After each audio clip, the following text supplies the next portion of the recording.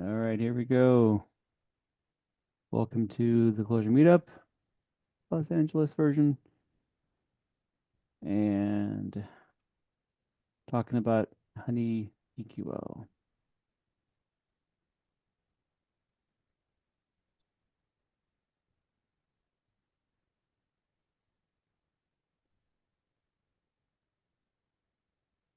First off, always ask, has anybody used HoneyEQL before? No No. takers? All right. I spun it up just to make sure I could query a database. So I set up a database for myself to query. But that's the limit of my experience so far. So, all right. So let's see. HoneyEQL is a Clojure library that enables you to query the database declaratively using EDN Query Language. It aims to simplify the effort required to work with the relational databases in Clojure. It also provides database modification operations support using Clojure map with namespace qualified keys. Oh, interesting. I thought it was just query, but modifications too. That's cool. Supports Postgres and MySQL. All right. When a query involves more than one table, the declarative nature of SQL depreciates. Depending on the type of relationship, we have to put appropriate join conditions. So we have the following schema: actor, and film. To get all the films of an actor with an ID 148, along with his or her name and last name, we have to query it like this. We have to do a query, yes, with the join. The result would look like this: actor first name, actor last name, film, title. Then we need to do the group by operation on the first name attribute and last name attribute to get the exact result we want, as in just one, I guess just one copy of the data. How about making these steps truly declarative? With HoneyEQL, we can do it as this. So let's see. Got a vector specifying and then a nested data structure. Reminds me a little of GraphQL, although I haven't used that much either. Has anyone used GraphQL in Anger? No, I was saying earlier on that I haven't even really used EQL. Yeah, it's all right. The above query yields the exact results in the exact shape we wanted, and without any explicit data transformations. As the query syntax is made up of Clojure data structures, we can construct it dynamically at runtime. And the EQL transforms the EQL into a single efficient SQL statement and queries the database using NextJDBC. Of course it does. Oh, here we go. HoneySQL. Inflections? I wonder what inflections is.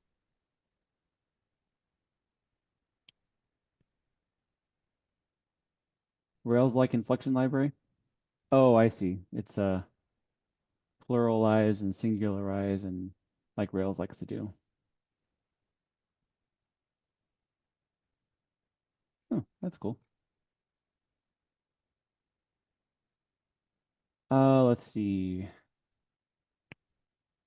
Here, I saw this before. So the examples in the documentation use the Sakila database from Juke.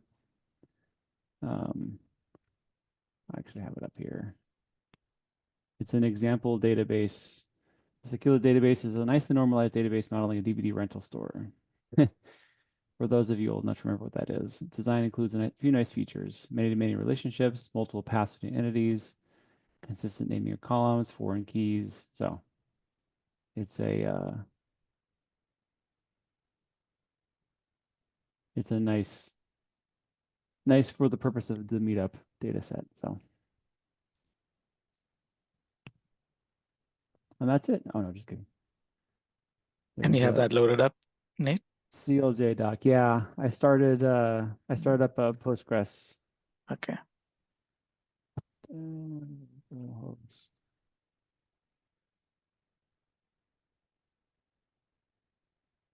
Others.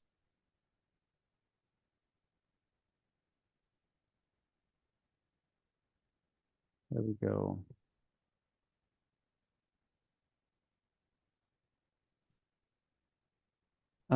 Okay, so there's a CLJ doc link. So we have the README, which we just looked at. But so I said we should go for it. Getting started. Any questions so far? No. Let's get started by adding HoneyEQL to your project. Okay. I think I have a depth EDN. So I added the dependency. In addition, you will need to add dependencies for the JDBC drivers that you wish to use, whatever databases you're using, and preferably a connection pooling library like HikariACP or C3PO. Documentation uses deps to assumes you are connecting to the Sequila database from the example repo. So I took this and we'll put it over here. Took out MySQL and Hikari because we need a connection pool for this demo, I think. The next step is initializing the DB adapter using either a DB spec map or a data source. So let me just restart my REPL real quick.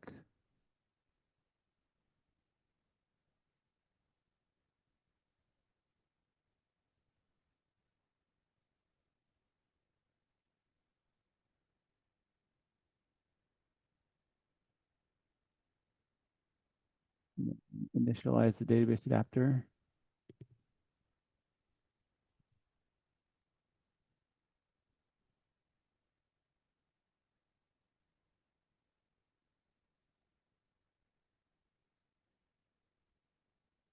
Cool. Yeah, I used it. We used the DB spec map there.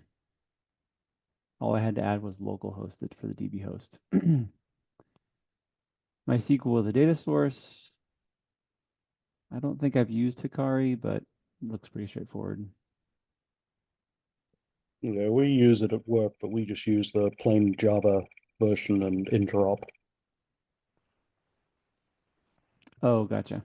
Hikari is a Java library. The It's not a underlying, Clojure one. it's called Hikari CP.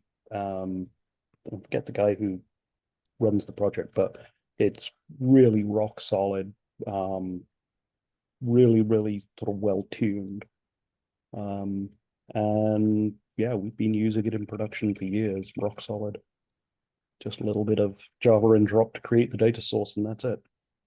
Nice. That works well.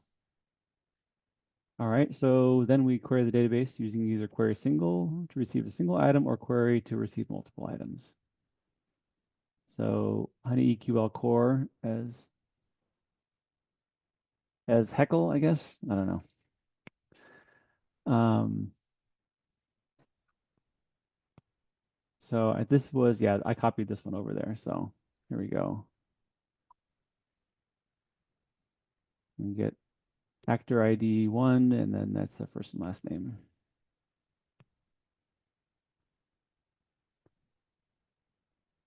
One thing I was curious about is what is DB adapter?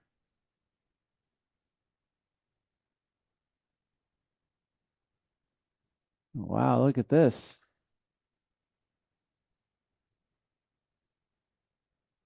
Looks like it went through all the tables and made metadata about them.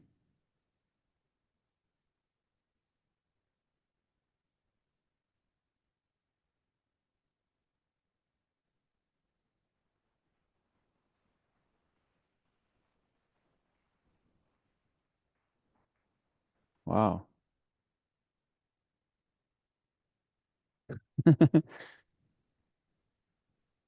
And it's interesting, Okay. it's mapped all of the names over to nice names as well. I wonder if the metadata gets updated if you do some data manipulation commands on the database.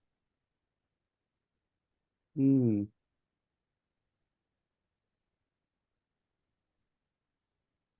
Actor. I'm trying to find the actor table. That's what we pulled from, right? Yeah. Attributes, plural, Yeah. namespace, required attributes, and attributes. It's got two sets. Yeah. foreign keys, primary keys.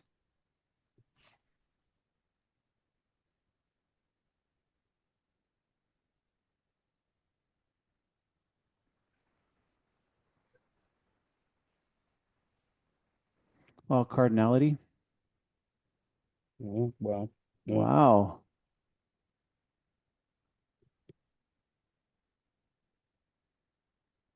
Yeah, bet and you there's could where just- it's doing the mapping because it's got the column names and the attribute names. Yeah. I bet you could just use this information as a way of analyzing your database for learning purposes. Mhm. Turn it into a graph viz or something.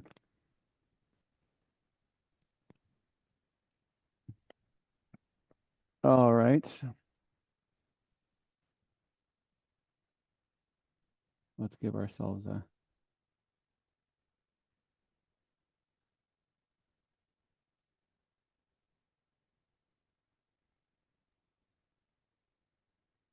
all of the language names. What if we do language ID?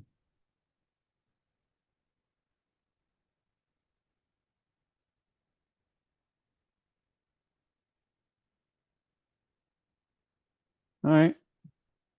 Seems to work fine. Attributes. Attributes are the building blocks of the HoneyEQL queries. During initialization, HoneyEQL reads the database metadata and creates attributes of each columns and relationships in the database. While querying, it uses these attributes to create the appropriate SQL resolution. This section documents the convention behind the naming of attributes in the generation phase. HoneyEQL uses the terminology entity to represent a table and attribute to represent either a column or relationship. The attributes that are referring to a column are called column attributes, and the ones that represent a relationship are called join attributes. Attribute is represented using Clojure's namespace keywords. So the table name and then either a column or relationship name in the kebab case. An attributes namespace is a singularized kebab case version of the corresponding table or view name.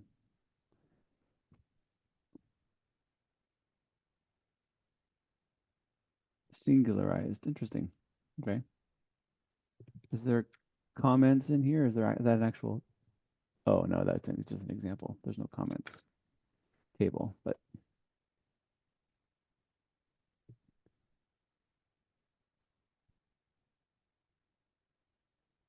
so the table would be film actor, and the attribute is just as a dash instead of an underscore. Okay. HoneyEQL supports Postgres schema. If the schema in question is not a default schema public, then it will use the prefix to the attribute namespace. Schema person, table, state province. Okay. So instead of public, it would be person dot, I guess. Note the table name is alone singularized and not the schema name. But it does have the camel or the kebab casing.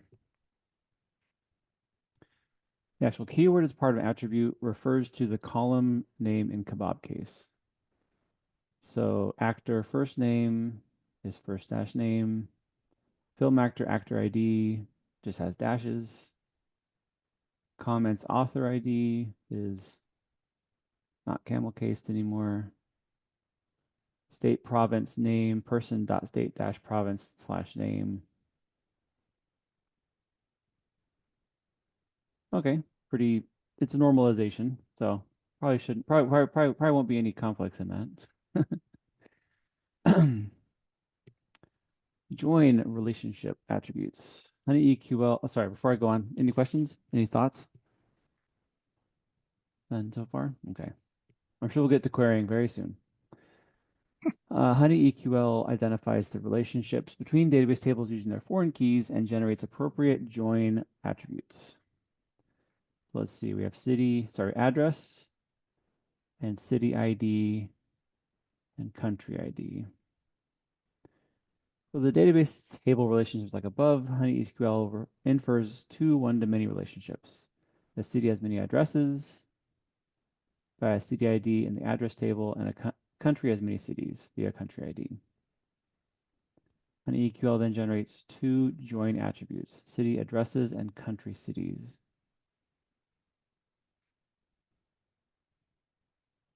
So country cities would be an attribute on country, I'm guessing.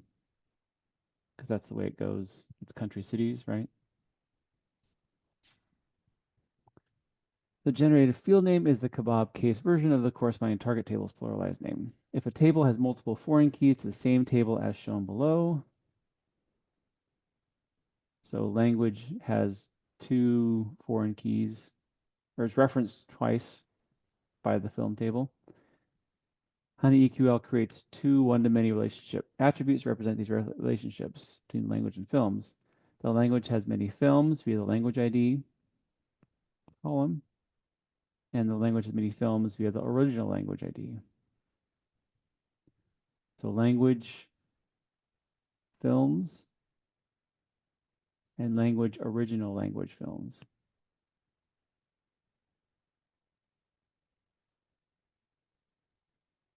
So it looks like it takes the like most normal column name. Like language ID is the simplest foreign key because it references the name of the other table with underscore ID, and then uses that without a prefix. But then other ones have the full prefix. So original and language are in here. Oh, probably just described exactly what he said. Yeah, it's pulling it from the references, the foreign key declarations, because those say which table. Oh, I see what you mean. Yes, so it's pulling the If the table name from removal- that, and then it's using right. Yeah, If the that's removal of the interesting. key suffix matches the source table Yeah, name, the resulting is the kebab case. If it doesn't, then based on HoneyEQL yeah. removes just the foreign key suffix and concatenates the pluralized version.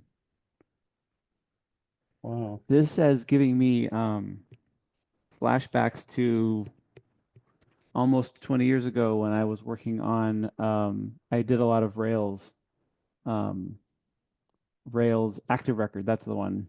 And I actually wrote an ORM in Perl that was very stylized with that. And there was a lot of this figuring out what we call things stuff going on. So I can understand the the uh, the algorithm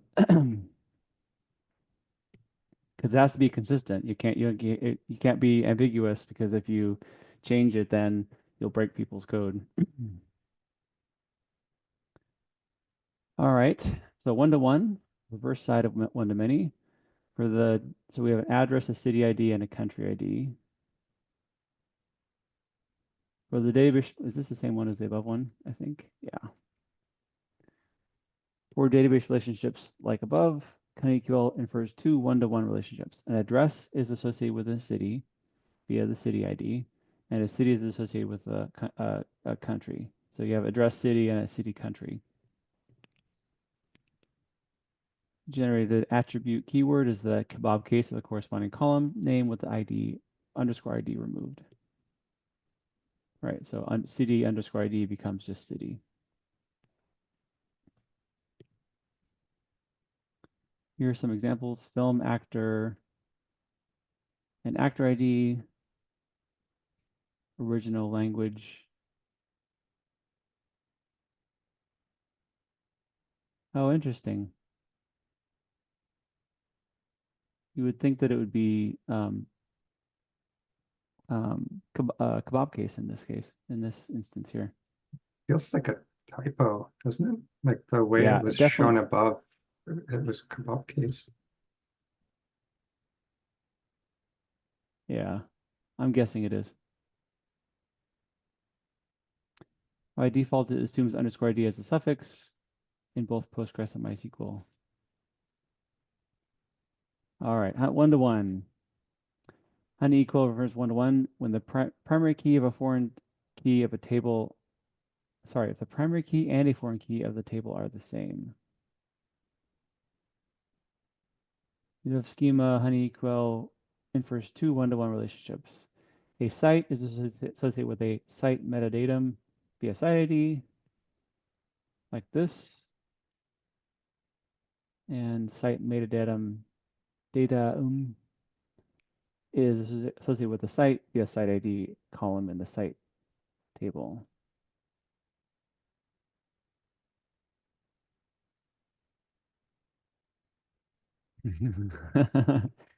Many-to-many relationship is a bit tricky to figure out. Yes, it is. Sorry, the one HoneyEQL. above, Sorry, what? I'm not really clear on how are those connected? Don't like how are those IDs linked? I'm just not I would familiar with guess that kind of that diagramming, but I would guess that this one is maybe a foreign key over here. He doesn't have the schema, unfortunately. So the filled in black, like the black filled in circle, I think is a foreign key reference. I'm a little rusty on my modeling symbology, but because that's right here, I assume that there's a foreign key reference from this ID over to here. I But see. because the column names are the same, it assumes that it's a one-to-one relationship, I guess. Okay. I don't know that I've had one-to-one relationships in my databases. Like I'm trying to think of one. Usually it's one-to-many or many-to-many. I think if you want to map an ID to a name, that would be pretty common. No, but that might not be one-to-one, sorry. Well, yeah, like that would be like this was like status ID and this was like statuses Yeah. table with just, but then that would be status ID over here and just ID over here. Oh, no, it would be status ID over here. So that would be one-to-one. Well, no, it's a one-to-many because it's status ID over here and there's many over here that Yeah, had that status might be IDs. many. Yeah.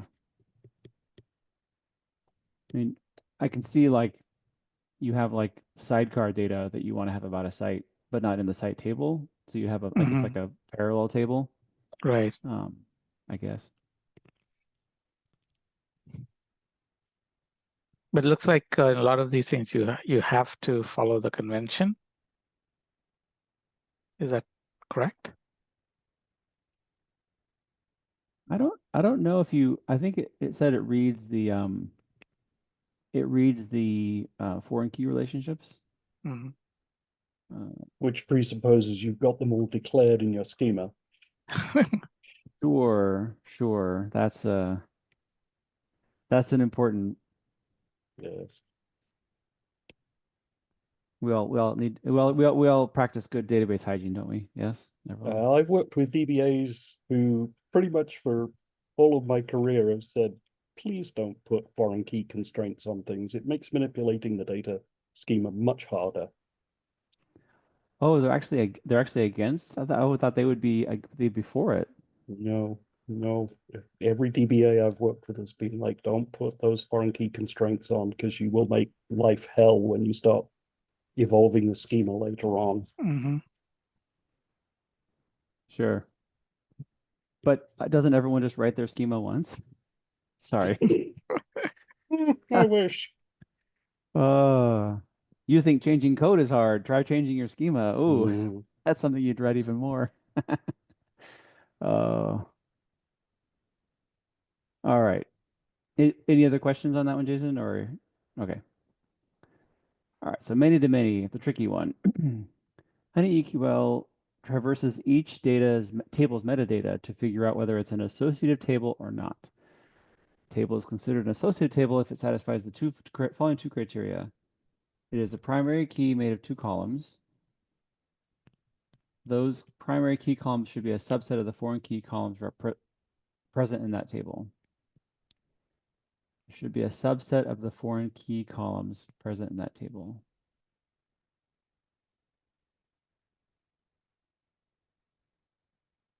I see. So you could have like another attribute, another column that is also a foreign key, but at the very least, those have to be foreign keys. Yeah, it just looks like all the primary keys have to be foreign keys as well.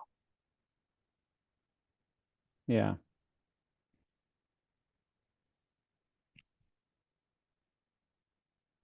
It's interesting because usually when I've made these join table, associative table, it's like film actor ID is the primary key, and then they're just foreign keys. They're not also the primary key. Yeah, it can depend on the database. There's for performance reasons, you'll sometimes want to have a separate unique ID, even for associative tables. So you'd have a primary key that's that, and then you would have the foreign keys going out of it to the other tables. And you might have a composite index, which is a secondary index that is used to do queries with a covered index. So you do the query, and if the columns are all in an index, it doesn't need to fetch the data. It can do it just from the index with some databases. Oh, right. The data is actually in the index, right? Yeah. Like they just use that instead of the Yeah. tables.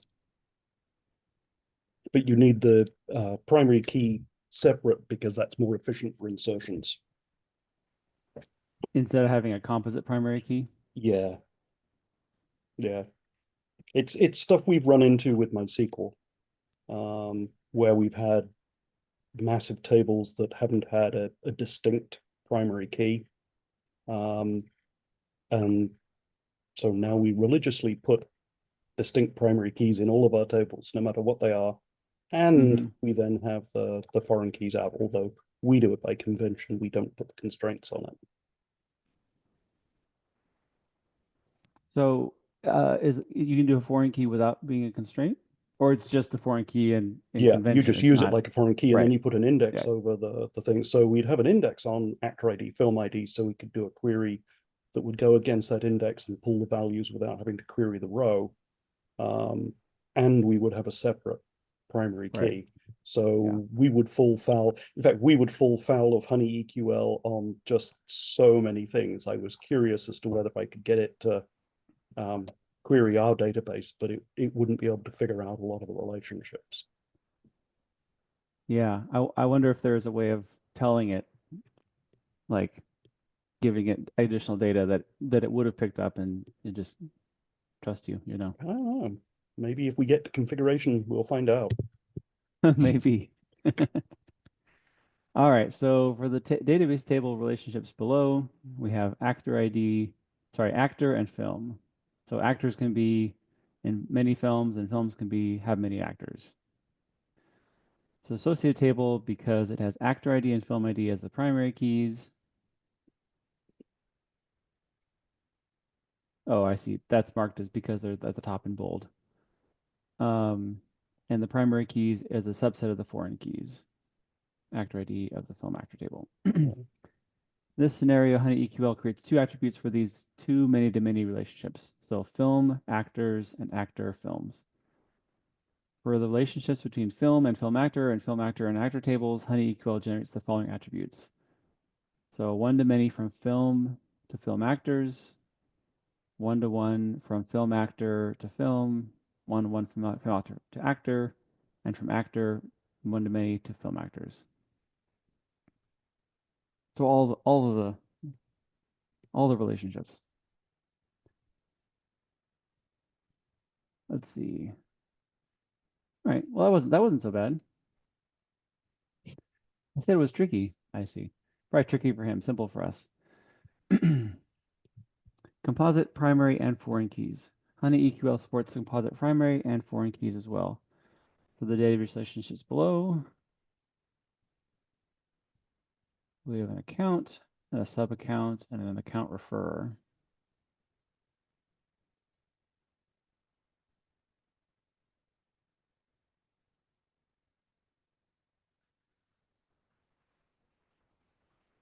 Composite primary keys. So the account referrer has a composite primary key.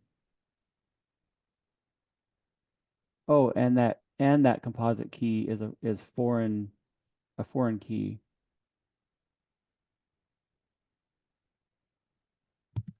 Wow. So account referrer refers to an account with an account number and account type they have to match. And it's also the primary key over there.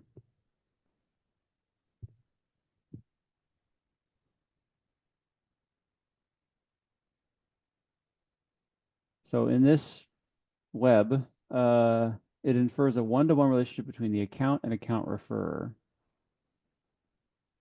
and a one-to-many between the account and the sub-account.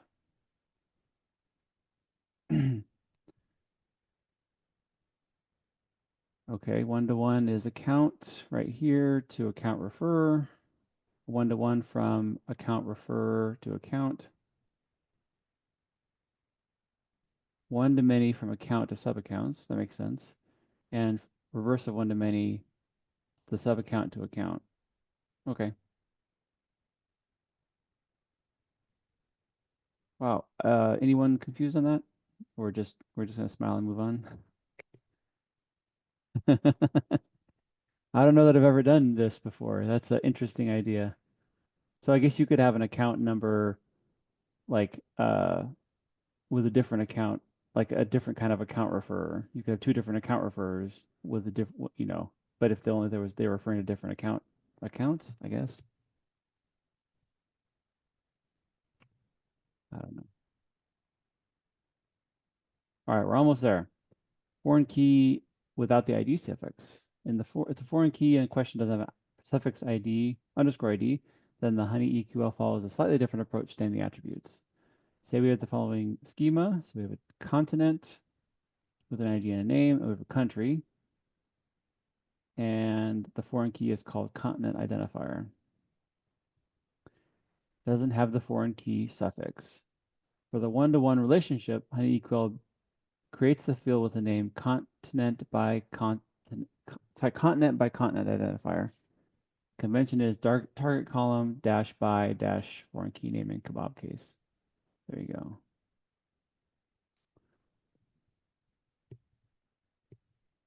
On the one-to-many side, the attribute is concatenation of the kebab case version of the foreign key column name and the pluralized version of the target table.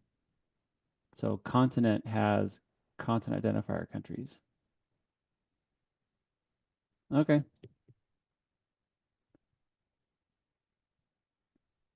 Any last attribute questions?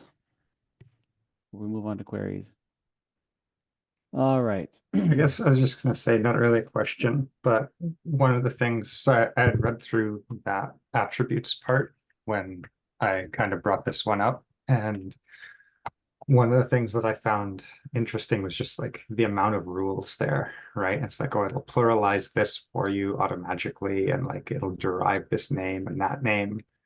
And it just felt like, I guess when you're familiar with it, it's great, but like when you're just starting, I feel like you'd probably go back to that quite a lot to be like, what am I even writing? Because like none of that is actually in your database, right? It's synthesized based on the relationships.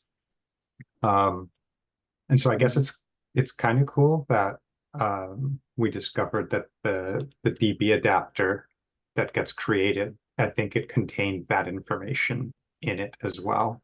So like you do kind of have a data structure that you can take a peek at to kind of see like what are the derived keys that might be interesting to use when you're writing your queries.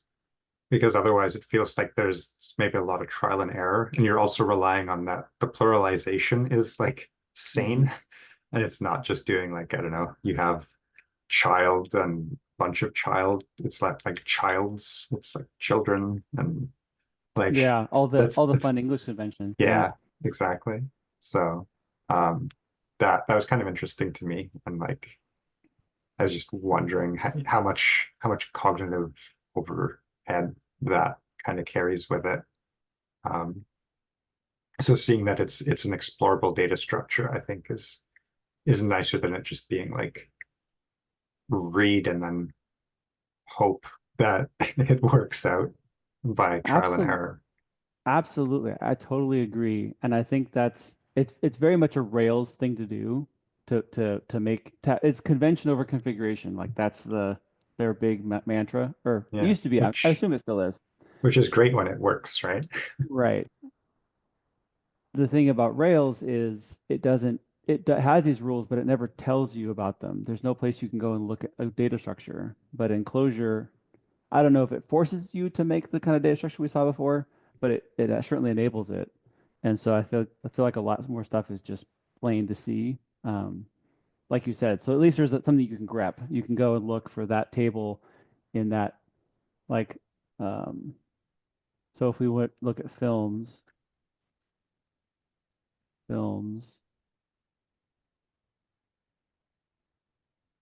so I wonder if we can see the relationships in here, like actor. Yeah, it has film actors, or like film Where's that? slash actors right around the middle of your screen. Down a Relational little bit. attributes. There you go. So Yeah. right here.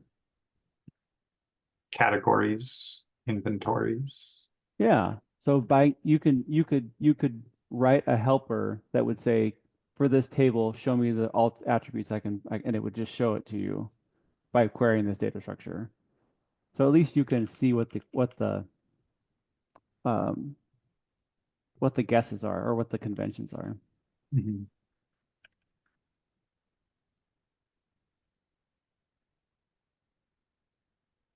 Yeah, I agree. It's the convention over configuration, and so it's the kind of thing I remember working in Rails a long time ago, and it was like when you were doing the things within the box, everything was fine. But when you needed to step outside the box, it was painful. It was inordinately painful. But then once you figured it out, then you were able to get back inside the box and everything was fine again. Um, so this will probably be similar.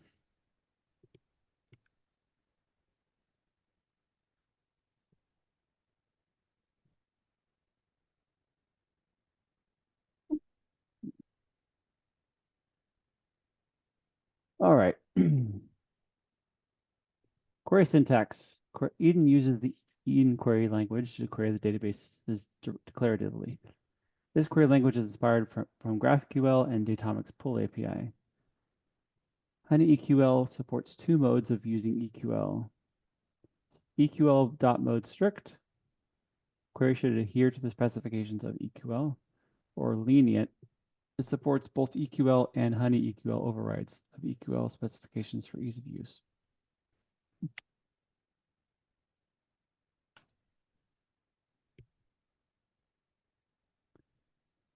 Based on requirements, you can choose between either of these during the initialization of HoneyEQL.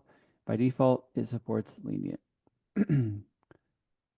Section documents the usage of Eden Query Language and its overrides in the context of using with HoneyEQL. Section assumes you're familiar with HoneyEQL's attributes. We are.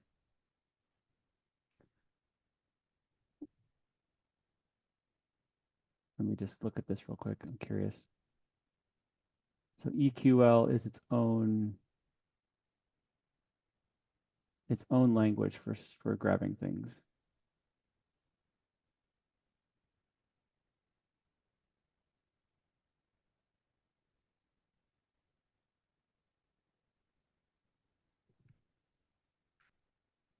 All right, we're just gonna breadth first on this. So here we go, selecting attributes. To select a list of attributes we want to see in the output, we use a vector of attributes. Customer, customer ID, customer first name, customer last name. HoneyEQL override. The EQL specification is agnostic of data storage, and hence it doesn't provide anything specific to database querying. As per the EQL standard, if we want to query all the columns, we need to specify it explicitly. If a table has a lot of columns, specifying them in the select vector may be hard. Hence, HoneyEQL provides an override to select all the columns of a table using the special attribute star. So let me say,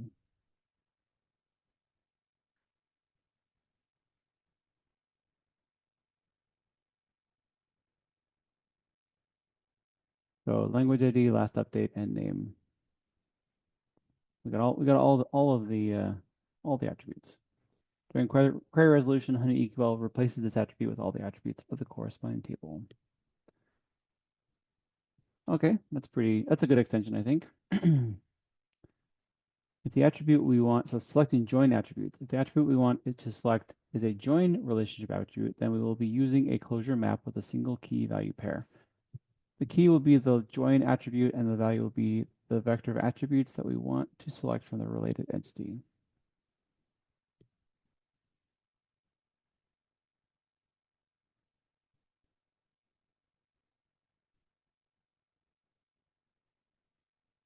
So one to many, so customer rentals, and then inside there is another vector of what columns we want from rental.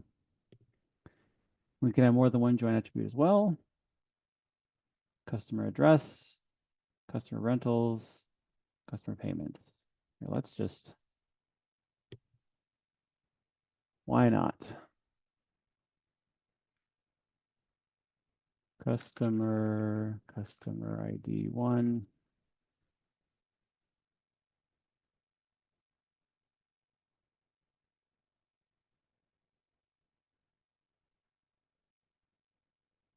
We should do these things as additive things, not.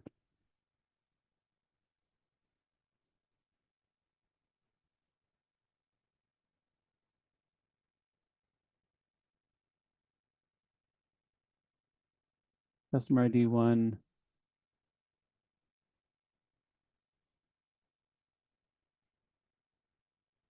Lots of payments. Mary Smith, rentals.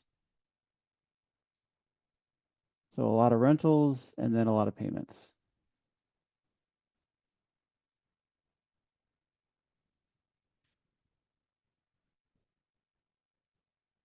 We can go, let's try address, star.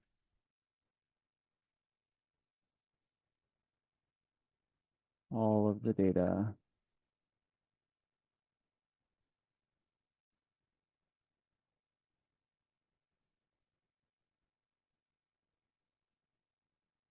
Rental date, return date. Looks like a pretty good customer.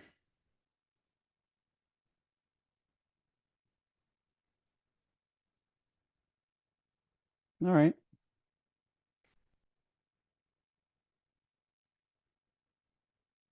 Aliases are also supported using the following syntax. Customer first name as customer F name and nested. Wait, customer ID. This is interesting. This is like a nested. Oh, I see. It's nesting like we did it with HoneyEQL. Yeah. When you want to do something additional like that. Aliases work well with the join attributes as well. Okay. So in the key position of the map is just a alias. So anywhere you have a column, then you can put an alias there.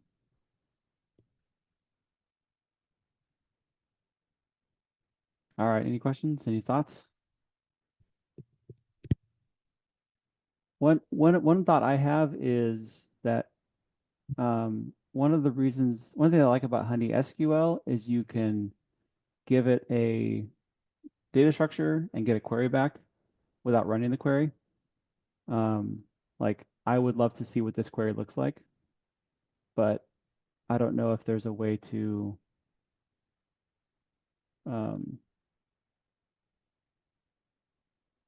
is there like a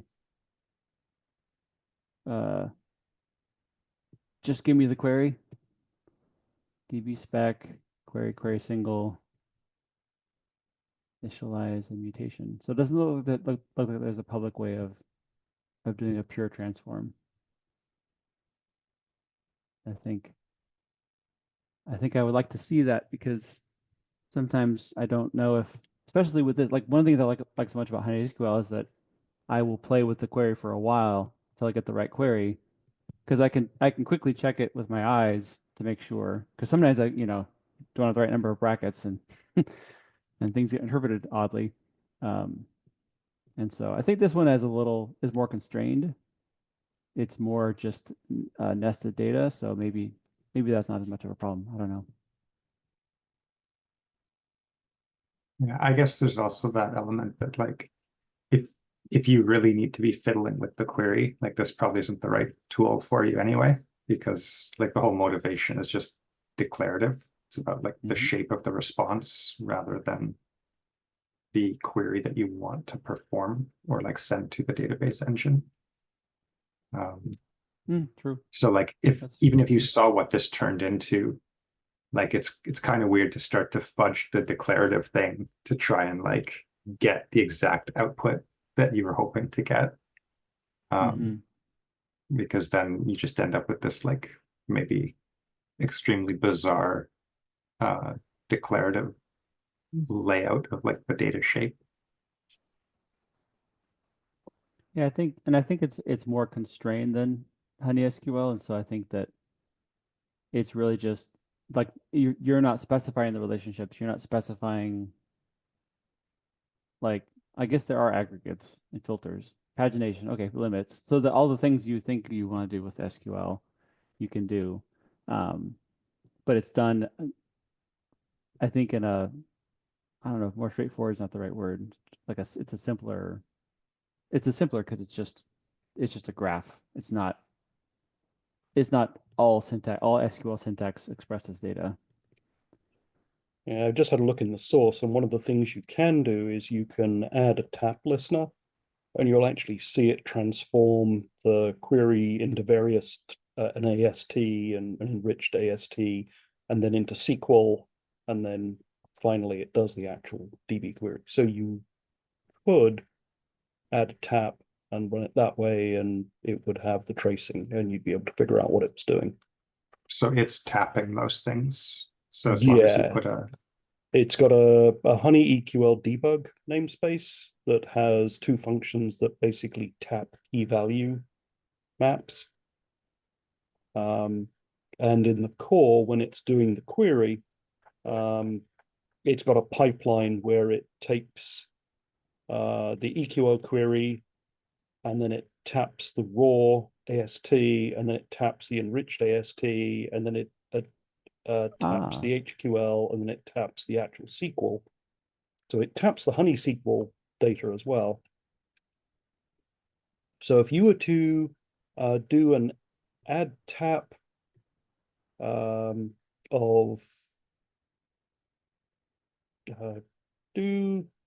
I'll just do print line. Print line will be fine. Oh, paren will be fine. Yeah. So if you do that and now run this, you should. There it is.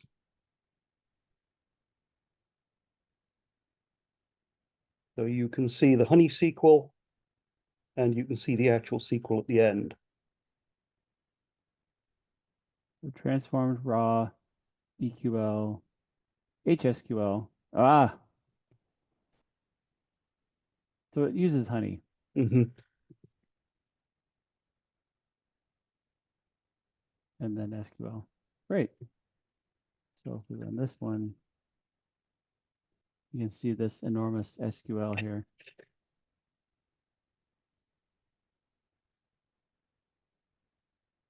Yeah, so it doesn't even support the version of MySQL we use because we don't have the with statement. We don't have CTAs.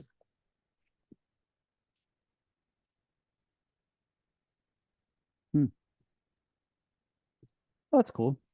It's a nice usage of tap, I think. Mm-hmm. Like the library can just tap. I guess the danger is I don't want that library to tap. Well, I guess you could just put a filter in your. No. Because like what if you have like 4 different libraries and they all tap, but you only understand one library's taps? That is one of the problems. There doesn't appear to be any dynamic way to turn that off. Yeah. Be good if the tap like data came with metadata, but not always, you're not always tapping something that can metadata. So, Yeah. all right. Well, we're not going to solve that problem tonight. All right. Any other thoughts? I mean, we could. We have 52 minutes, but I have to step out because I'm on the East Coast. So thank you. I did want to say, yeah. if you guys like this stuff, look up Fulcro and Path.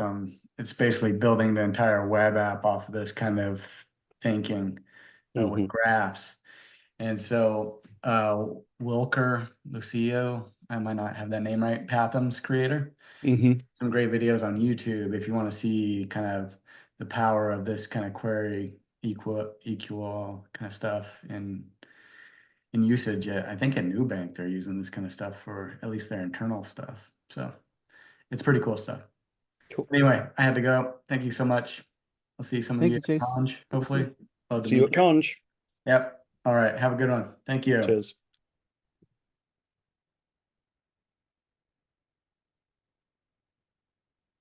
All right. So lookup using idents. The next step after defining the vector of attributes we want to query is to specify the lookup using idents.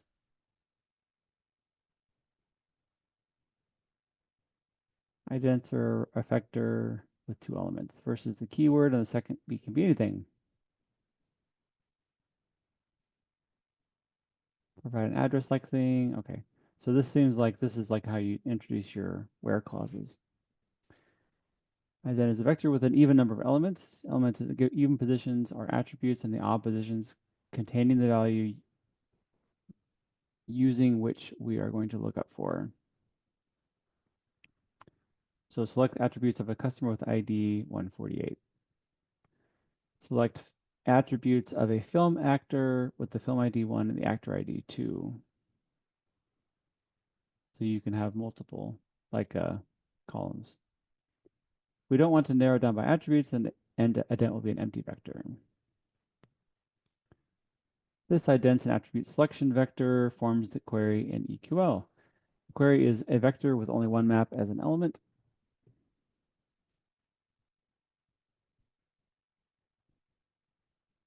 The map inside the vector contains a single key value pair. The key represents the ident, and the value represents the vector of attributes we want to select. Oh, yeah. So key and then value.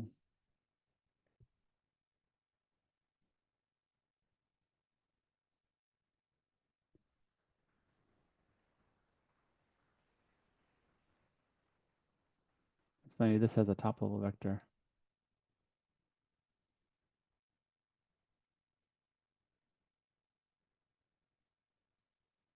I think it's just this map inside of here. Yeah, they get to it after. It's HoneyEQL override. Is to just like unwrap it. The example of the outside vector will always be a vector with only one map when using it with HoneyEQL. Even if it contains any other elements, only the first one would be taken into consideration for querying the database.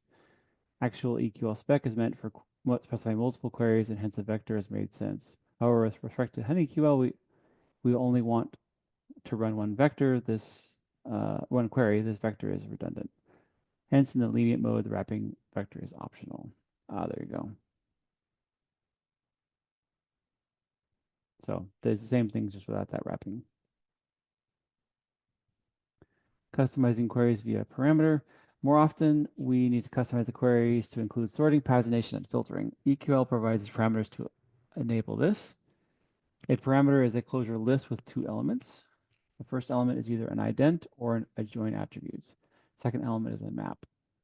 Here are some examples using a parameter with an ident.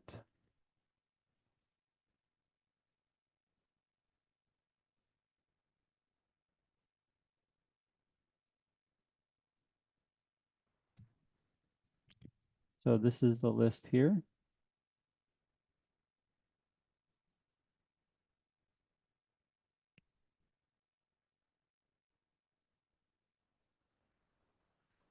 The first element is either an ident or a join attribute. The second element is a map.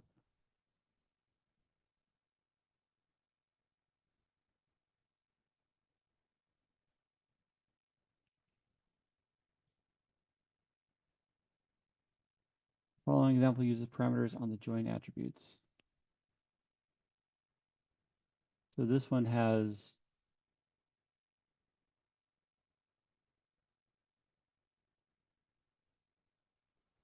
the films will be ordered.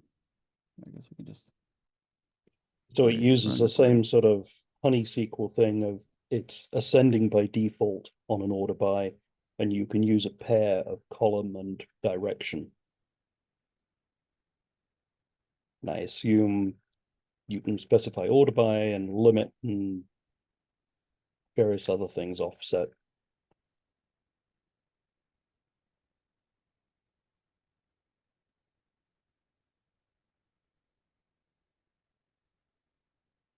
It's got to be This on the was- key, not on the list of attributes. So this is order by film title descending, and Oh, I it see. is. Oh, sorry. Yes, I misread what you did. Oh, I had to add a quote here because Yeah. it's not, yeah. Oh, I'm sure it's going to talk about that soon. Yeah. Oh, there you go.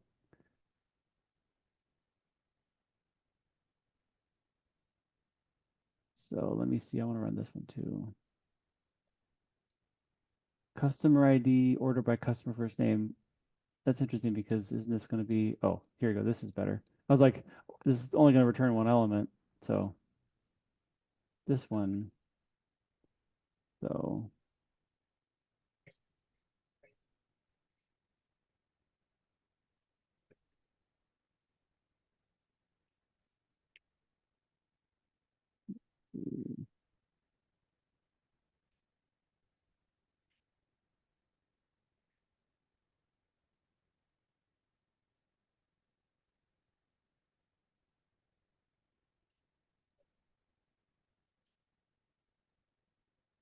you would have thought this would return all the customers, right? Yeah. Didn't it?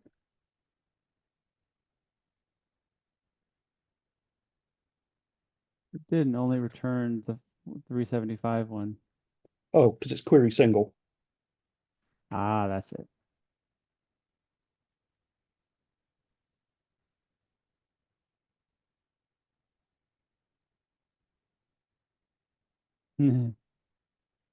There they all are. Oh, And my REPLs ... which is you went too far. too many customers. Too many customers. The best problem to have. HoneyEQL override. The EQL specification uses Clojure list for defining parameters. Because of this, while using, we need to use quote to prevent it from being treated as a function. Right. The query involves any dynamic parameters. We use the syntax quote along with unquote. Of course.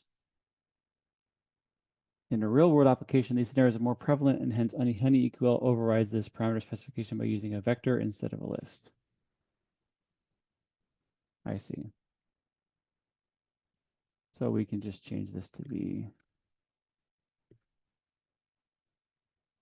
a vector. Same with this one. And get the same results.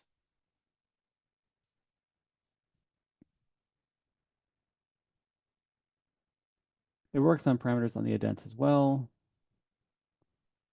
It works on parameters on the indents as well. Oh, right, just the bracket instead of a.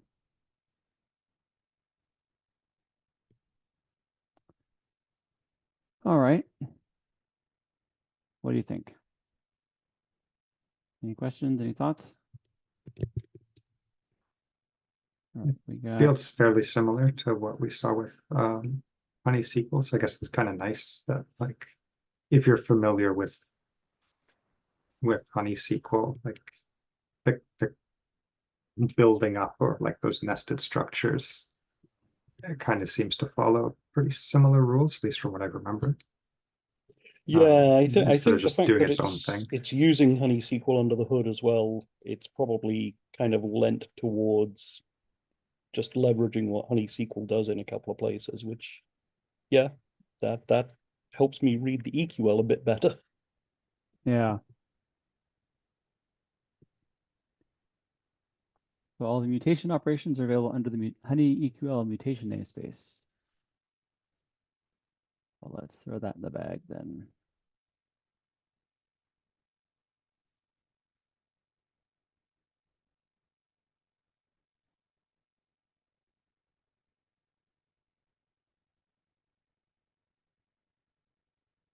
Okay, so for a given employee schema, employee, first name, last name, employee reports to ID.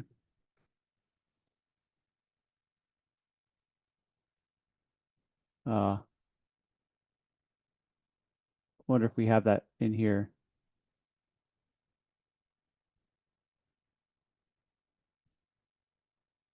Doesn't look like it. Okay, we can perform the following database operations using the HoneyEQL mutation support as described. Inserting first employee.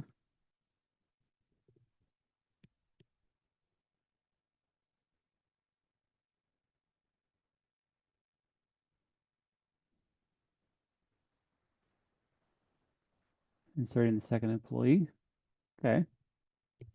So it's essentially taking all of the EQL conventions for tables and views and column names, mapping them down to SQL names, running them through HoneySQL to get an insert statement, running that through NextJDBC or whatever, Yeah. and then taking the result and running it back through the HoneyEQL reverse transform to get a comparable data structure. If you were to query this with raw next JDBC, it would be employee slash they would have underscores instead of dashes, right? On these Right, columns. unless you use the snake kebab case builders. So you can actually Oh, get it. okay. Yeah, so you can get it to go to produce ones Most like of the this. way. Yeah, Yeah. Okay. yeah. I haven't looked at how HoneyEQL does it. I mean, that syntax is almost identical to what NextJDBC provides. I was gonna say I would be surprised. Oh. It'd be funny if they just use the result builder. They do some pre-manipulation and post-manipulation, but that's about it. So they do the whole thing with the because of the schema. So they name specify attributes and stuff like that. That's kind of interesting. It's got its own like schema engine that it can run it through, and so it doesn't need the result builders as much. Yeah. It has its own engine. Yeah, I mean, it mostly is calling the next JDBC SQL functions, but providing its own column and table function, which, yeah, makes total sense. I just looked in the source. Good extensibility then there on that.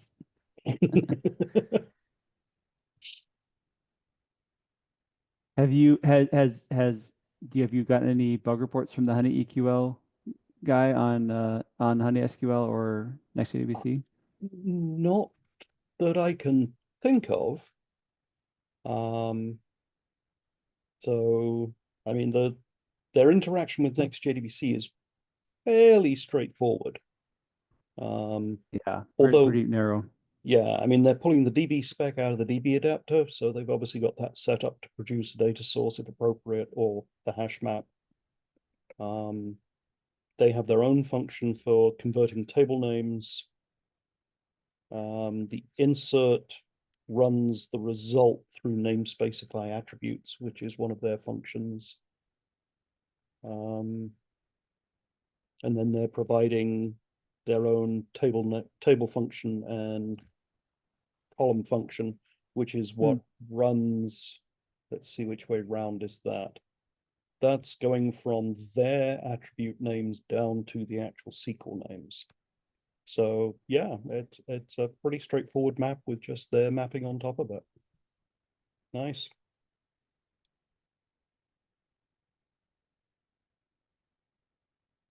Cool. All right. Multiple inserts. Which calls next JDBC SQL insert multi. Update. So it's got a limit and then a update. Yeah. No. So you update with a hash map of the things that go into the set statements. Oh, this one's the set. Yeah, and then that's the where.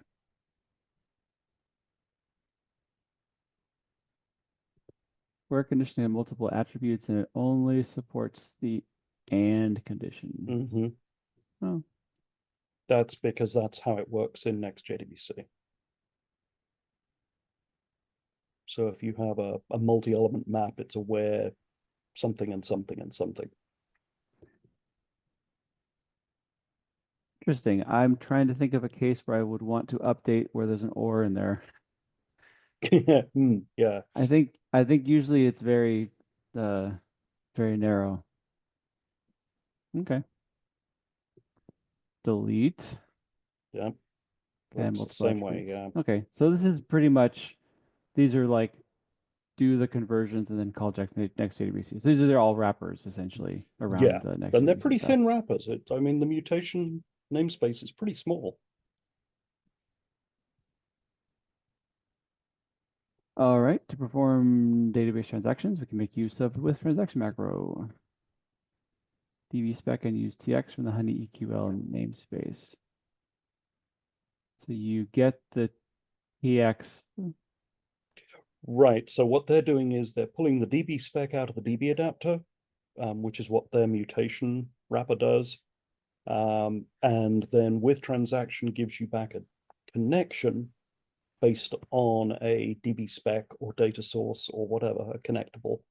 And then they're wrapping the TX, which is the connection, back into the DB adapter. So they're Right. probably associating back in the DB spec key, probably. Right.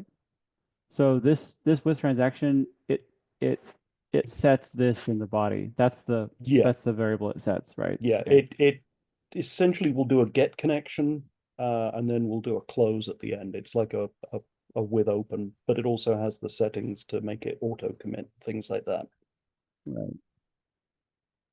I think this might benefit from I don't and I've not read the source code, but it might benefit from an unwrapping side of like where it can just use Next.jdbc directly and then have a separate composable transformation phase. Yeah. I think if they Um, had an HEQL with transaction that just took a DB adapter in the bindings, and then produced the TX aware DB adapter, then you wouldn't need the let. right. Yeah. But that would be going farther down the road of wrapping instead of making it more of a translation layer like HoneySQL is. Mm. I figure you probably can make it just a translation layer where you have like HoneySQL's query function where it's a pure data transform. Yeah, I mean, because they've kind of committed to doing the queries and updates and stuff for you, I'm a Right. little surprised they don't have an HEQL with transaction. It would be easy to add. Right. Yeah, I think like they kind of went something all the way. You should go the whole way and just Mm, don't have any don't have this here yeah, because might as well. Yeah. right. And maybe in their production use, they don't find they use transactions very often, which is entirely possible. Absolutely. You know, at that point, frankly, if I was dealing with transactions, I'd probably, since I'd be dealing with mutations, probably just use raw Next.jdbc. And and like HoneySQL for building the queries. I Or just probably, yeah, I mean, for the basic stuff that they're providing in the mutation namespace, they're all wrappers for Next.jdbc SQL. mhm, So I would just use Next.jdbc and Next.jdbc SQL. gotcha.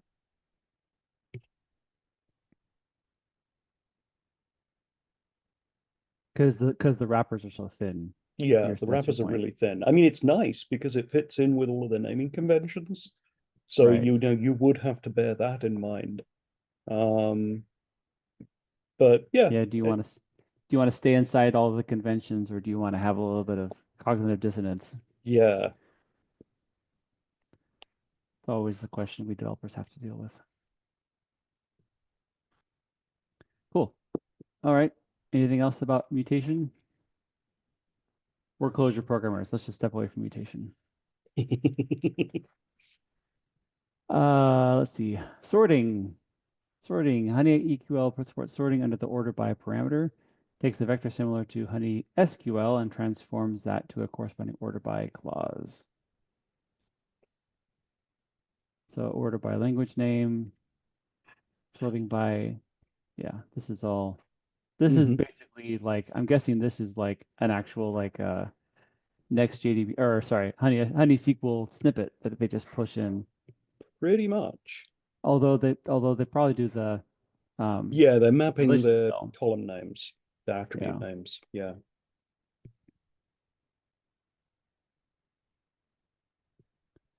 Okay, sorting by multiple attributes. hmm First name, last name. Oh, I see. So there's So this first name one's is ascending, implicitly that's fine. ascending, and then last name is explicitly descending. Ah, limit. Look at that. Okay, let's do Yay, this. there's limit. And maybe there'll be offset as well.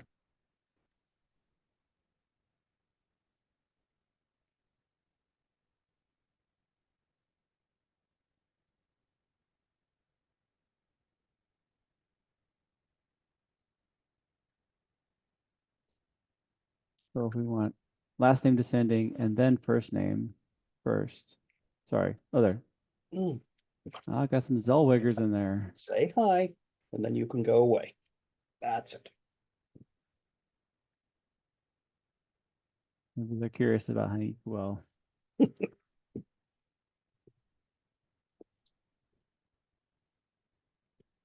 Okay, so let's see. We got the sorting. We can sort based on one-to-one relationship attributes as well. Support only in Postgres. Attribute using to sort should be present in the attribute you're selecting. Sorting city by country name.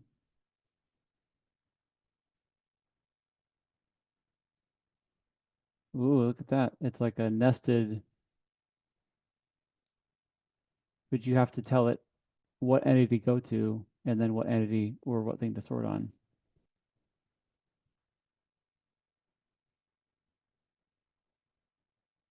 Fortunately, we don't have the schema to query play with it.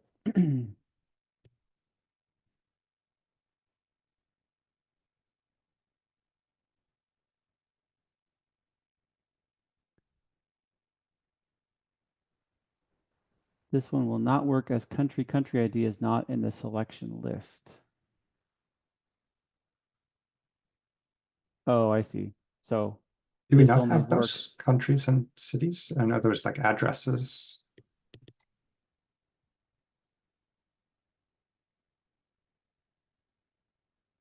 City and country. Let's see. Oh, well, maybe we can do this. Let's grab all of the sorry, cities by country name.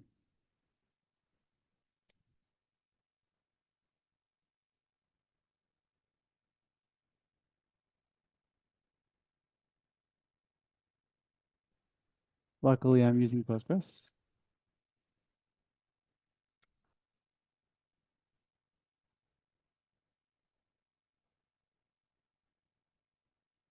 Let's go back to the top of that. There we go. So country. So I start off with Afghanistan, and it's heading towards Taiwan. So let's see. Let's order by country first, and then city. City.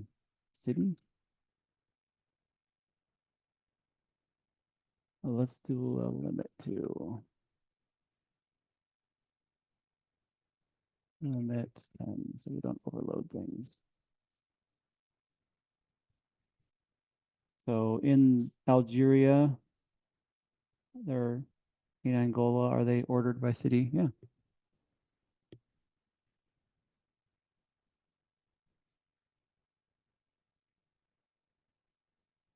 But we can do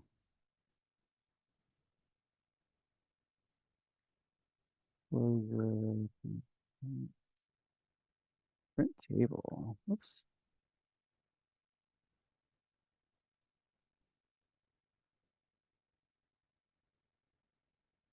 That's a little easier to see.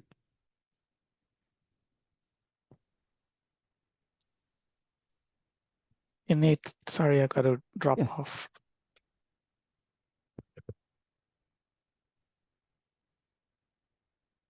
Sure.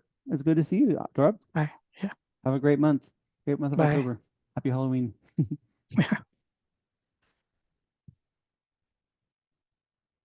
So let's see. In Argentina, all the cities are in order. All right. Wonder what happens when we run this illegal one. What could go wrong? Oh.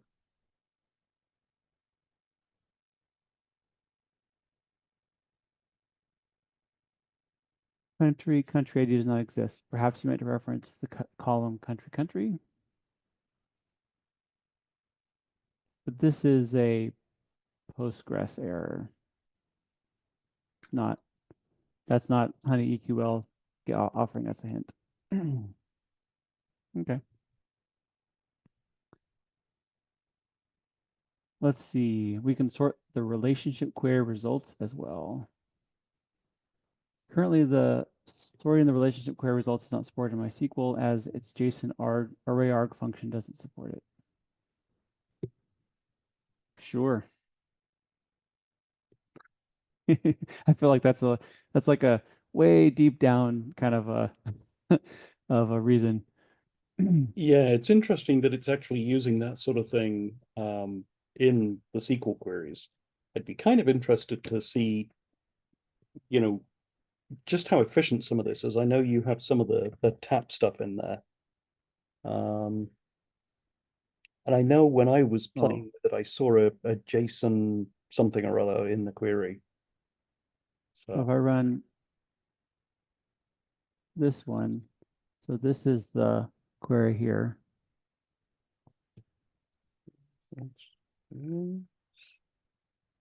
oh, there it is. JSON ag rs. Where? Oh, here. That last line. So with rs as select, so this whole query is rs, Yeah, and then it coalesces JSON ag. that's so if there's no results, you get an empty array back. As result from Well, that's select star from rs. rs as something. Yeah, Well, as rs. God. maybe I retract my earlier statement about wanting to see this SQL. It's like, you know, do what you got to do. Yeah. It's Yeah, one of those, like, if you this have kind to of reminds ask. me of ORMs because I mean, I agree, Jason. ORMs do all sorts of gnarly SQL under the hood. But I mean, I would be a little concerned about the query efficiency of some of this. Yeah, I and agree. that was kind of my thinking too. Like when I found it, like this feels almost like as close as you're gonna get to an ORM in Clojure land. Mm, Where with an ORM, at least when I think about it from a Java perspective, like you kind of have two choices, right? You're either loading like the tables as entities, and then you might need only certain pieces or like certain joined parts of it, and you have to figure that out after you've loaded it, or you have to kind of go and define all of these like one-off records that are these like special definitions for like mapping those like Special small combinations. subsets. Yeah.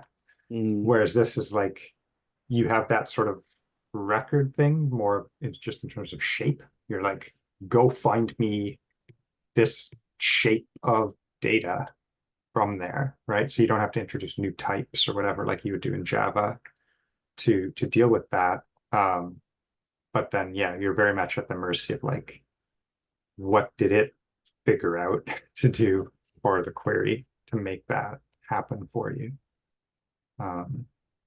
Yeah, a And lot of the like, queries we run with, we're doing a lot of date-bounded queries. So I don't know how you do that in EQL. where you've got to have, some column within a range of some other values and things like that. Mm-hmm. Well, there's filters up here. Sure, we'll get Yeah, there. that's true. Yeah. So let's move past the well, let's see what. So you can sort relationship query. So this is, I want to grab the country ID 2 and the cities, but order the cities within the country.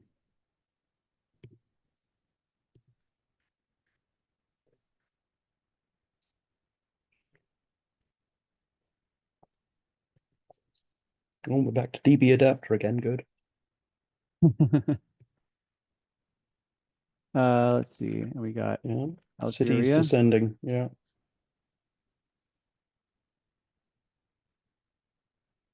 and descending.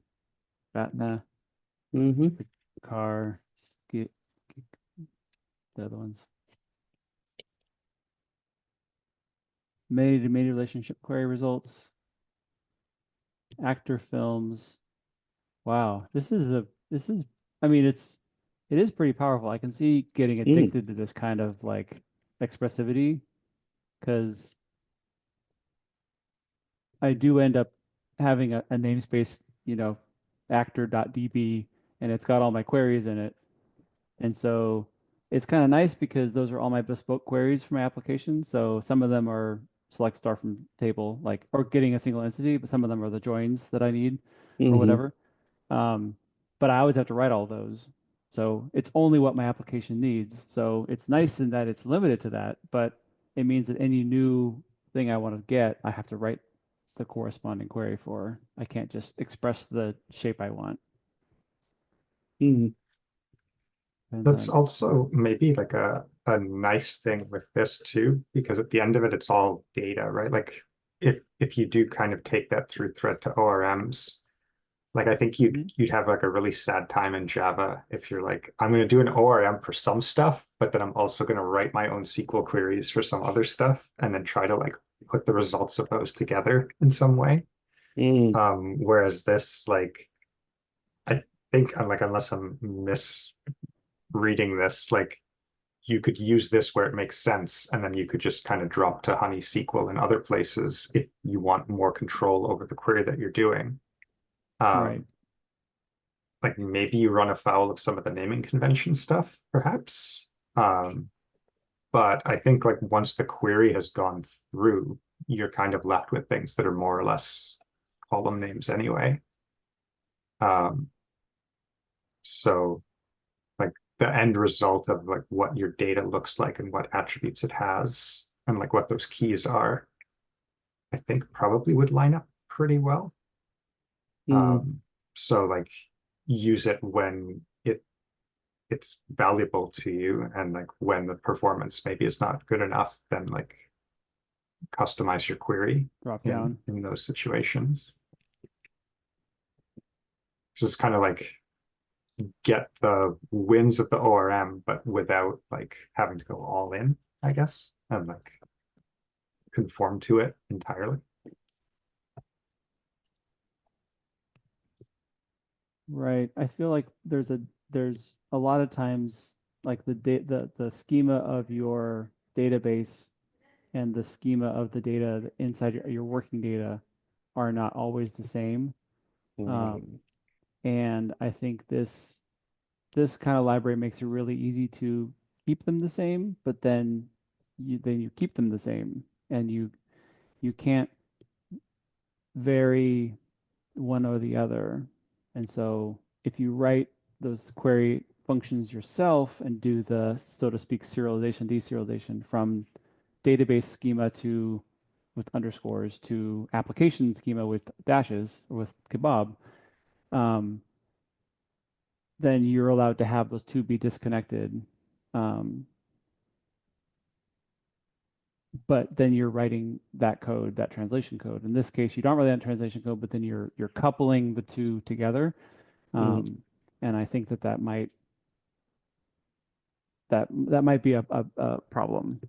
I mean, it depends on I know that there are people that are like philosophically, no, they must be two separate things, and like that's the reason why.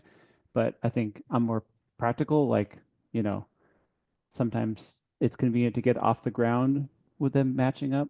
But again, no applications is, starts off with a perfect schema all the way at the end. So having a difference between those two allows you to migrate or move one without moving the other, Yeah, which I think yeah, can be advantageous. yeah. I mean, at work we have, I think we're up to nearly 1,000 SQL migrations for the history of our system now. Wow. Yeah, I know. Yeah, I think 976 is where we are. I'd have to go look. We actually have it as a property in the database.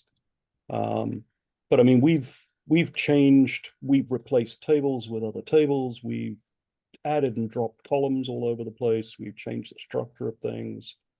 We're dealing with several tables that have over 100 million rows. Some tables have, 250 million rows. There's a couple of tables that are even bigger than that. I think last time I looked, we have a couple that are up in the 10 to 15 billion rows, 10 to Wow. 15,000 million. It's yeah, I mean we've had a real system that we run the SQL migrations on live while it's all running, so they're all backward compatible. And the system's been in production for over a decade. So yeah. Like I say, we'd fail at some of the first hurdles in using HoneyEQL, which is a bit of a shame. But it does make me kind of wonder if there's a way to get some of the benefits of it without having to have it introspect the schemas. Like if you could just give it the criteria and have it go, okay, yeah, I'll just trust you and I'll build the SQL from that without the CTE and without the JSON AG and stuff like that. That would be nice, but I don't know what that would take. I've kind of toyed occasionally with the idea of having Next.JDBC have a helper that lets you take big joins and collapse them down into data structures like this with vectors in them. But there's a lot of unknowns about how people would use it, so I've never done it. This is certainly very opinionated. Yeah. Should we take a peek at the configuration things? Maybe there's something it's a lot smaller than I thought because I looked ahead at that one. Yeah. Okay. Yeah, I was hoping that you could actually override some of the schema stuff in there, but it doesn't mention it. So I mean, it is a data filters would be structure, right? interesting Maybe to you look at, can though. just Yeah, really quick before we go over there, I thought one more thought just to tie what Jason, what you said is like the idea of using HoneyEQL some and then using HoneySQL or with Next.JDBC, like using both of them. And I think using HoneyEQL for maybe more of the analytics side of looking at your data instead of the transaction looking at your data. Like I think, because you're more exploring, and you're not writing code that needs to be, maintained for a long period of time.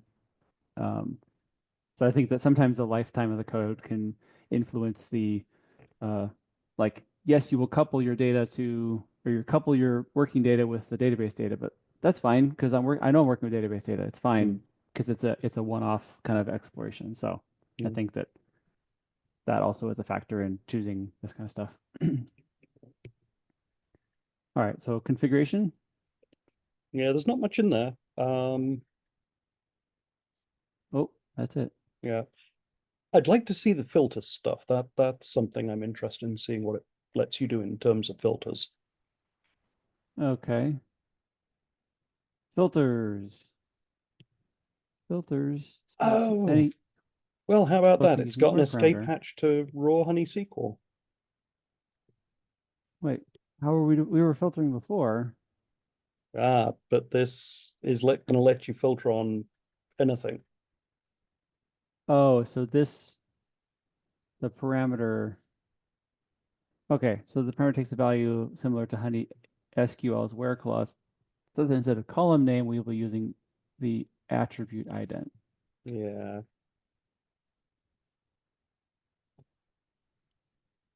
So they map all of the attributes to underlying columns, but otherwise let it all fall through to HoneySQL.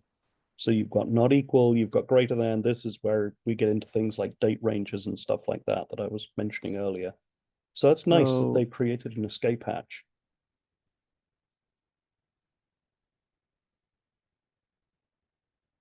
So we have this, but then we could also do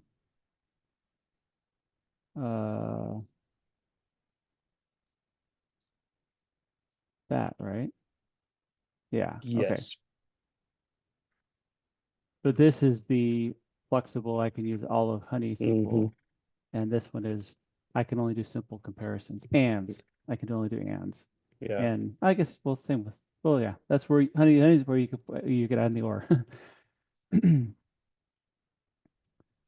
All right, so sample queries not equal to, greater than, Yeah. greater than or equal, less than. Like, yeah.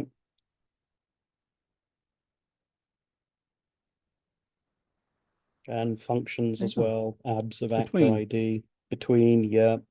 Yeah. So it's basically all of the HoneySQL where clause with them fairly carefully manipulating the attribute IDs. That's kind of slick. Yeah, yeah.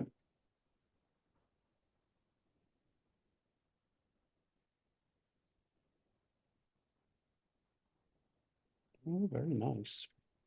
So date, time, and timestamp can be used as either a string or using their corresponding type defined in this mapping. Oh. I'm guessing there's a type mapping area here somewhere. That it didn't jump to. No, it didn't jump anywhere.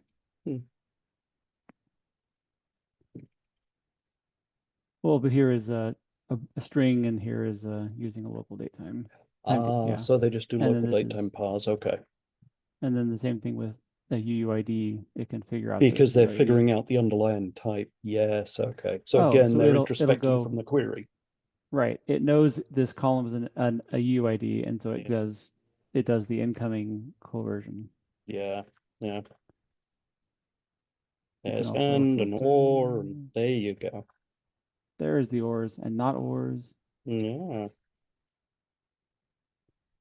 Filter based on relationship attributes. Mm-hmm. So give me all the cities where we're not in Algeria.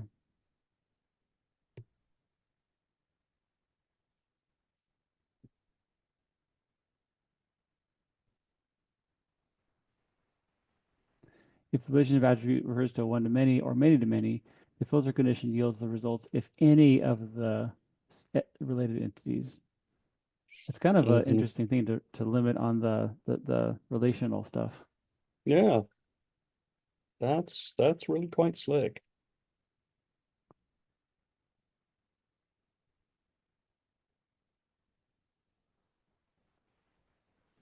So I want to get all the actors' first and last name where they're in films where the title is like this is a very dense query. Like this is like a lot of information is put into this little. Hmm.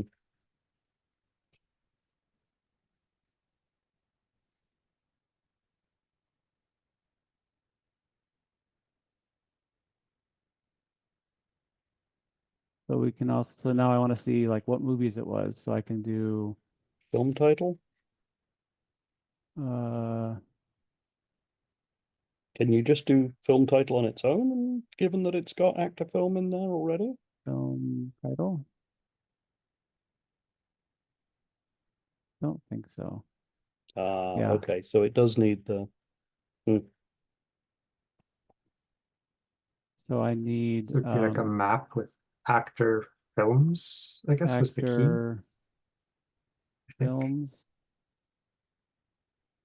That's in a map, Oh, right? right.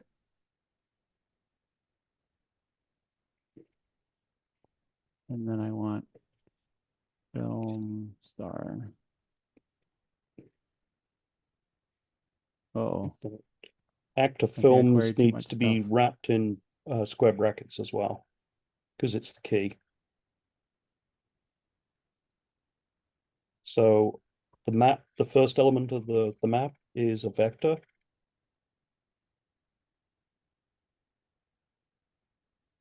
So wrap that in vector. Oh.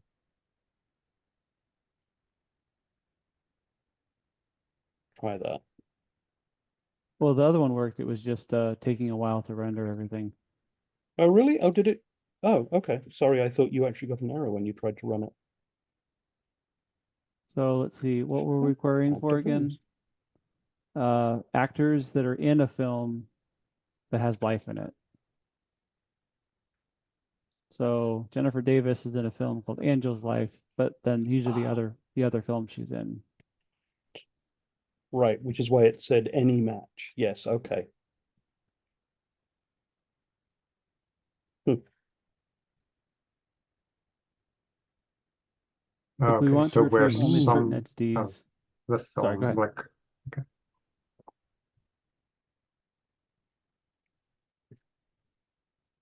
Wait. We want to retrieve only certain entities only if all of its related entities satisfy the condition. Then we need to use the not and the reverse of the filter condition together.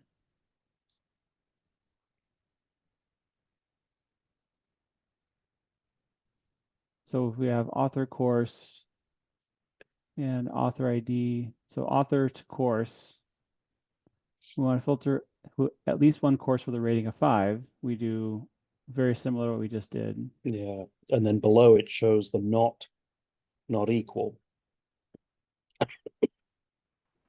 We're not equal, so that instead of grabbing the things that do match because you get extras, you exclude everything that doesn't match. So we can do that with this and just get, so where's my brain?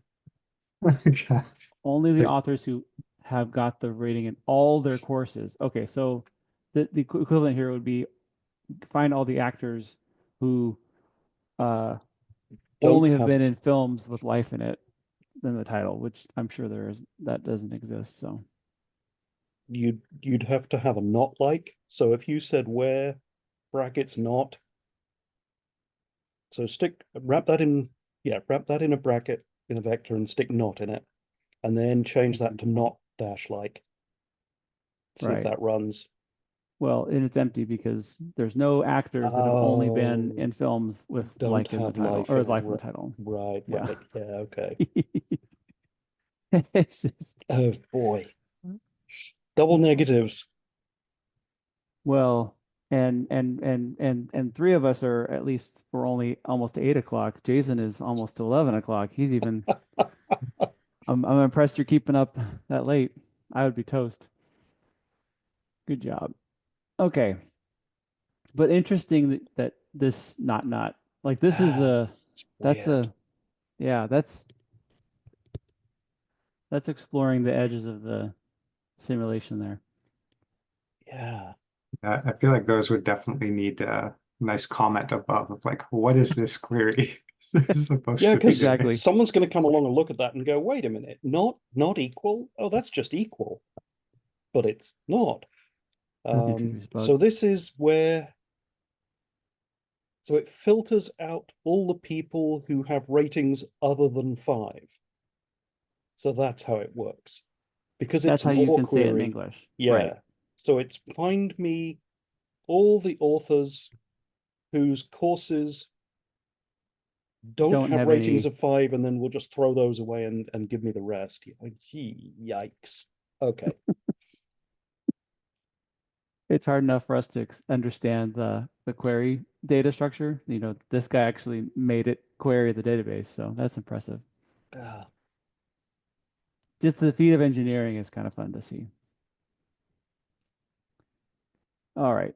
Filter based on relationship attributes existence. Oh, okay. Okay. So if the Want to join filter produces authors. any results. Right. We have at least Yeah. one course.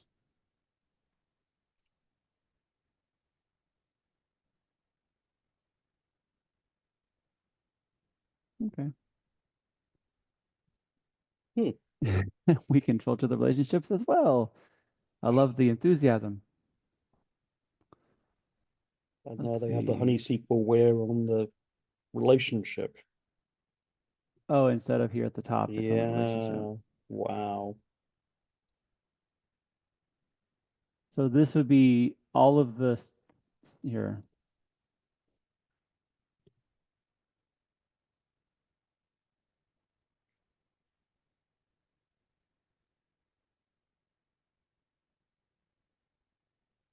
So let me do.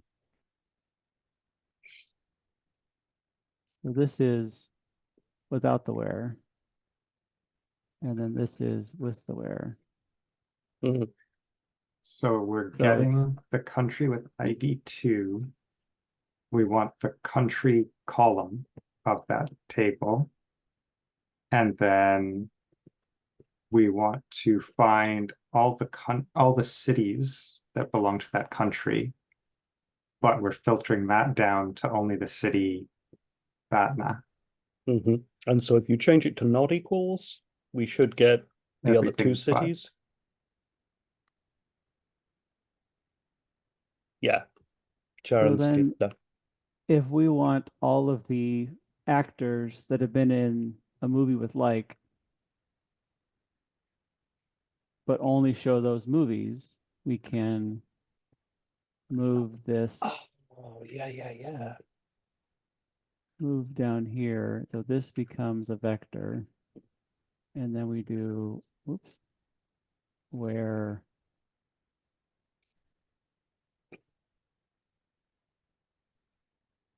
Where film title. Yeah. right? Where like, oh, I guess Yeah. I just do film title. And yeah, there you go. Wait.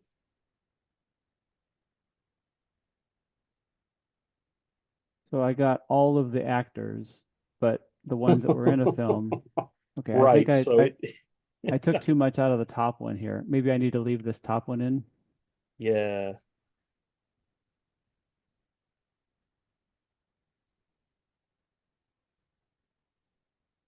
No, Oh we need no, to go back sorry. to the like. Yeah. You know, when I first started using Clojure, I was like, when am I ever going to use like promote form and splice? Like, All the I'm time. never going to use any of those things, and I use them all the time. Like it's, and then I'm in like JavaScript or Go or something, and I want to do the same, and it's just, oh, there's so much character moving just to do this stupid. Yeah, sorry. Do you use convolute? Was that which Con one is that? Convolute is if you have an outer function call and an inner function call, and you put the cursor inside the inner function call and say convolute, it essentially swaps the two function calls. No, but what I do is I will promote the inner one, and Oh, and In Vim my paste buffer now has the outer one, and I can just paste it you'll inside. paste it back in. Okay. Yeah, Okay. I Yeah. don't have that function, so I use Vim Okay. isms to get there. But Yeah. And here we go. We've got just the all the actors that were in the films with life in their title and just the films with life in their title. Wow. interesting. So at least it's not the double negative anymore, but it feels like we're almost doing the same where clause twice. yeah, Because I you're almost filtering didn't on both the top level information and the relationship, which is right. that's wild. So here, where is it? Here is the Yep. SQL. Okay, hold on. Let me see if I can.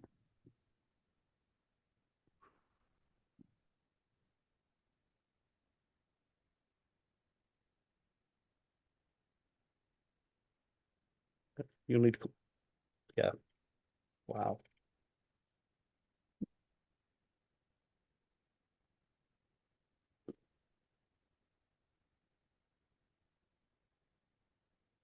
Well, it's a little bit better.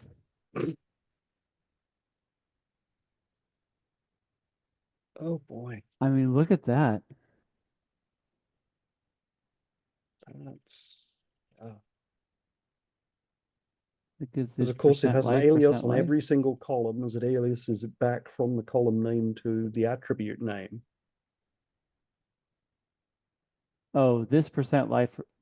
This is that's the parameters. Right. That's like Yeah. so that's not as important, but it's the rest of it. Wow.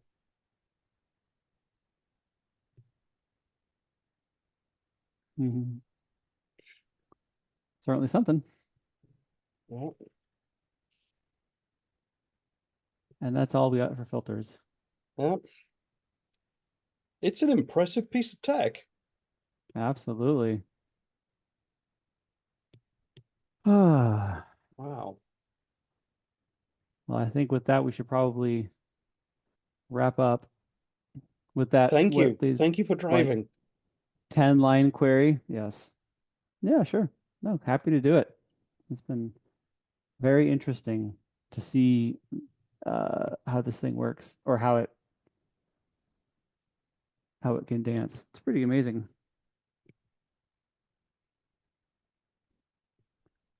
Any parting thoughts before we go? No, just thank you very much. That was fascinating. Yeah, Yeah, thank you. all right. Thank you all, and have a good month. Happy Halloween. We'll see you in November. Okay. Thanks. Take care.